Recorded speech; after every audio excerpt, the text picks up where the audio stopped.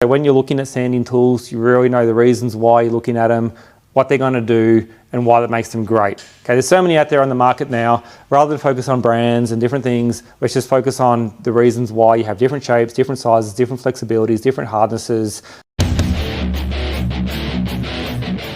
So sanding blocks, let's just have a bit of a conversation around sanding blocks.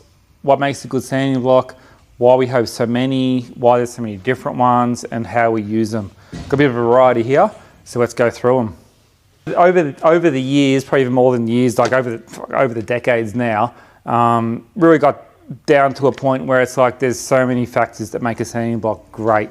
Even just for the purpose of putting this video together, we've come up with a bit of a list. Pretty much break it down to 6 reasons what to look for in a sanding block or a sanding tool, let's say. Number 1, sandpaper. Do you want to go sticky? Do you want to go hook and loop? You know, it's going to give you a big impact. Which one works? So let's get into that. Hardness, the hardness of the block, when and why we use a block with different hardnesses, major factor, major decision in what we want to do. Then we've got the flexibility, how much the block flexes, huge impact, so we'll get into that. Size of the block, that's an easy one. You can see we've got little things that are tiny, little tiny blocks. We've got these big long ones. Why do we need that? Then we've got shape. Shape's a massive one. Different shapes of car, different shape of surface, different shape of tool. Let's cover that. Then we've got power. When I say power, I mean, is it a hand tool? Are we using a hand tool to use our hands to sand with? Or are we using a powered tool? Massive advantage with a power tool, simply for dust extraction. Let's analyze each one and why they're important. First thing we're going to talk about is sticky paper. So we've got these ones here, right? So when I talk about sticky, I've got this stuff here. It's known as PSA, sticky paper, self-adhesive, whatever you want to call it. Basically, it's a sandpaper. It's paper-backed, abrasive, you know, whether it's aluminium oxide, you know, or some of the proprietary names of abrasives. It's on paper, sticky. Let's have a look here. Look, sticky, it sticks. So sticky paper, pressure sensitive adhesive. Then we've got hook and loop. Hook and loop, it's pretty much the same stuff, but however, it's got this little hook and loop system on the back, so it sticks to different blocks, different sanding devices.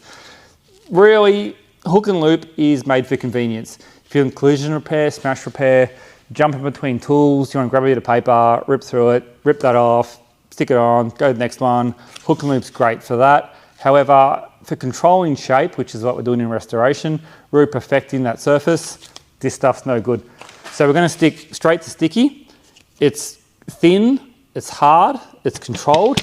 Best thing about this stuff is when we stick it to a sanding, well, here's one that's already done.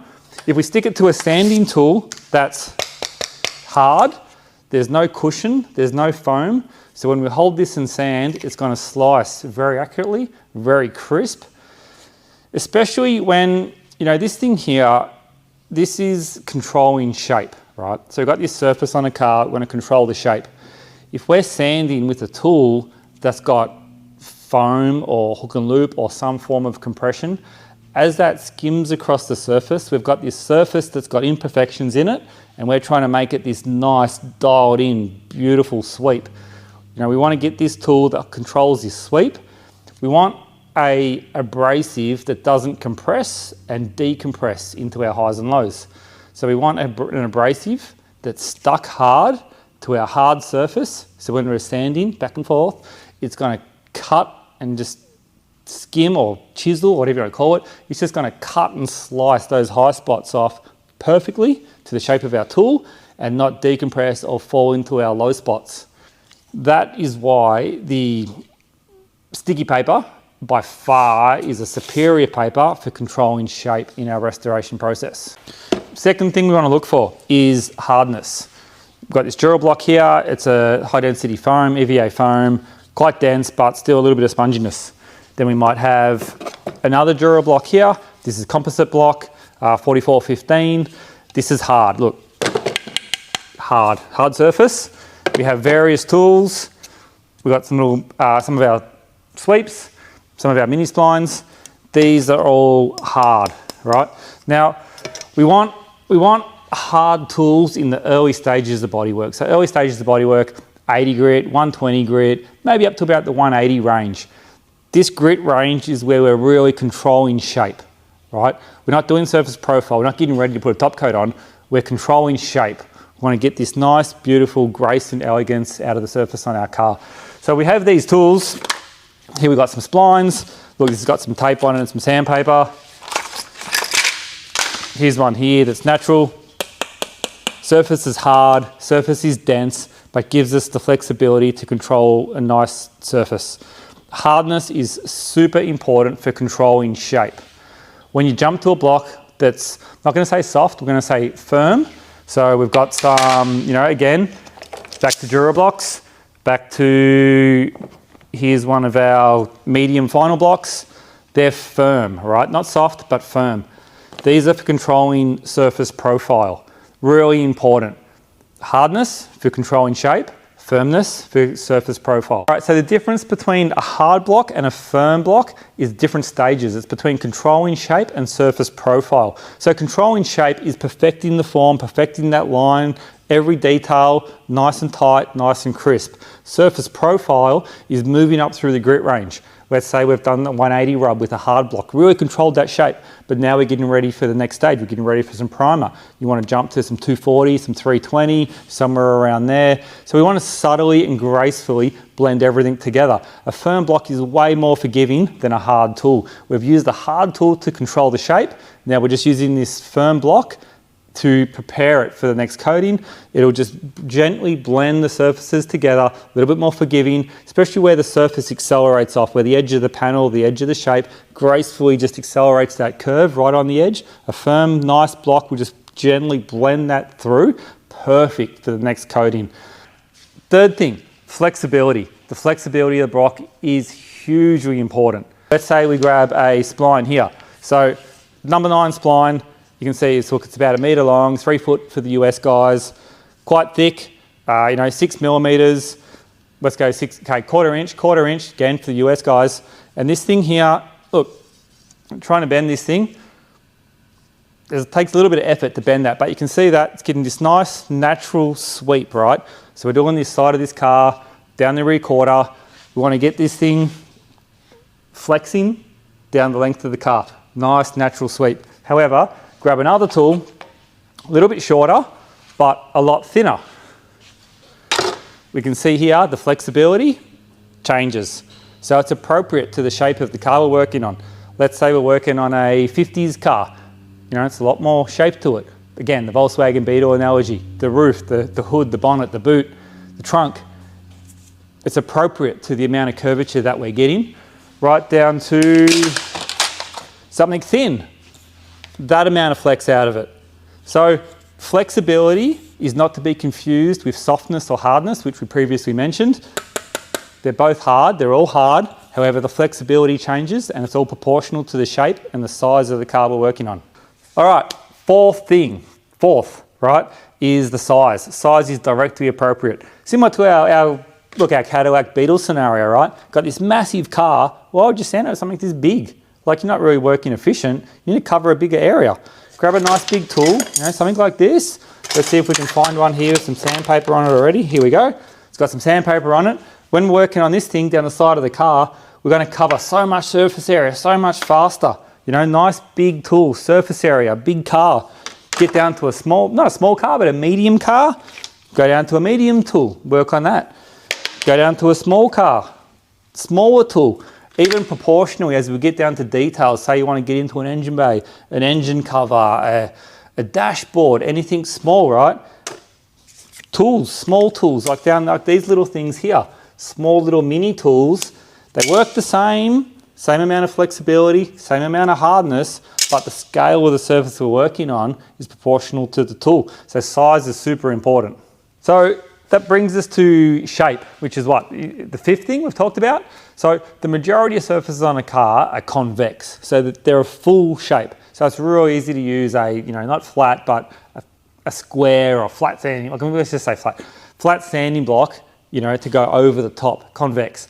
But there's a lot of shapes that are concave as well, which, you know, reverse curve, they're hollows. How do we sand that? So shape of sanding block's really important. We've got this hood here. Let's have a look at some of the shapes. We'll grab some tools, show you where it's really important to match the shape of the tool to the shape of the surface that we're working on. All right, so we can grab, traditional flat sanding block and, something that's round, for example. Now, on this hood, we've got a little strip that runs down the center.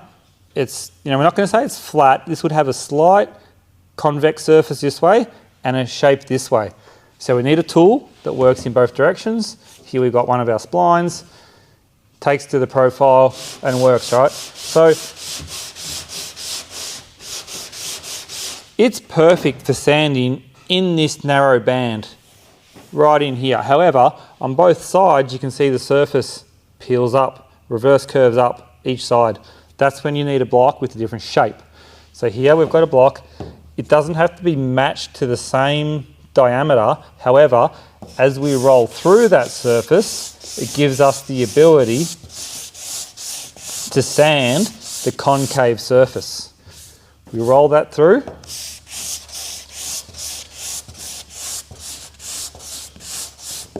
And sand that nice reverse curve shape. We wouldn't use this tool in this area, just like we wouldn't use this tool in that area.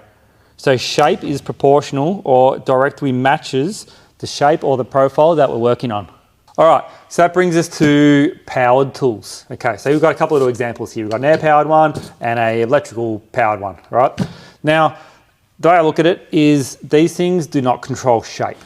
All the other tools we've been through, the blocks, the shape, the flexibility, the hardness, all that stuff, that's for controlling shape. These things are purely used for accelerating process. So no expectation to get a perfect repair or surface off these. They simply just accelerate process. When can we use these? We can use these to remove old material. Get an old panel, you want to strip some paint off, you want to do something, you want to rip it down so you can work on it. These are great. Like, why do it by hand? Just use these things, go fast. Best thing is you can hook these up to some dust extraction and get rid of that.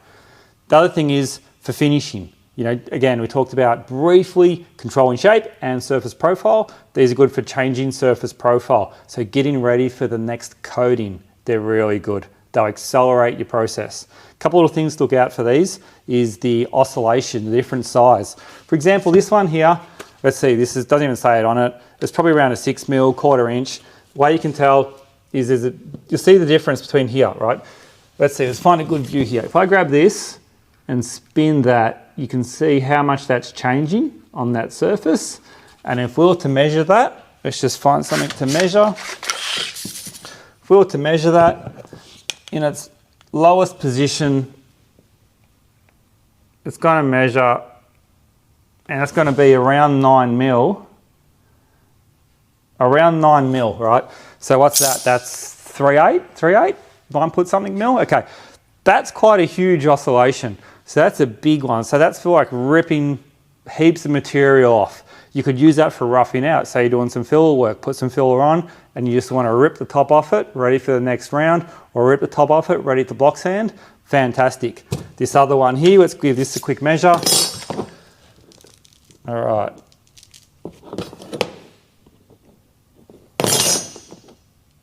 This one here is measuring at 5 mil. I don't know what 5 mil is in imperial. It's 1/4, yeah, about around quarter, yes, right around 1/4 inch, okay? That's like an intermediate range. So that's like all-rounder, not so good for polishing, not so good for shredding paint off, just for roughing out, right? But we can use these to accelerate process. The same as that we've already talked about though, softness and hardness, we can use these that way.